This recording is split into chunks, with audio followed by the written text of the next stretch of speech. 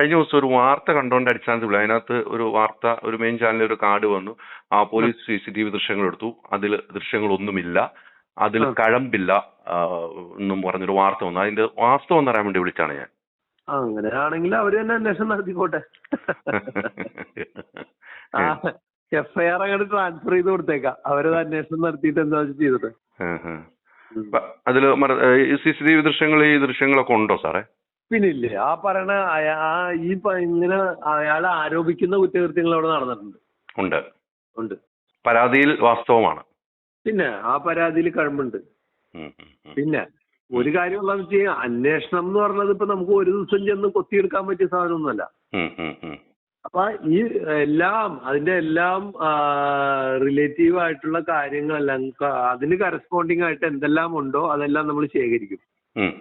അപ്പൊ എവിഡൻസും കാര്യങ്ങളൊക്കെ പോലീസിനേലും മുന്നേ ചാനലുകാരെടുത്തെന്ന് പറഞ്ഞു കഴിഞ്ഞാൽ അവര് തീരുമാനിച്ചു കഴിഞ്ഞെങ്കിൽ പിന്നെ ഇവിടെ എന്താ ഒരു നിയമവ്യവസ്ഥ ഉള്ളത്?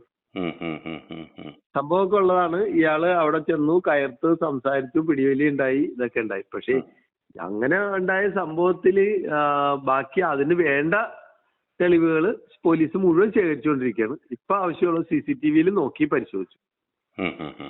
അതിലും ഈ ദൃശ്യങ്ങൾ കാണുന്നുണ്ട്. ഉണ്ട്.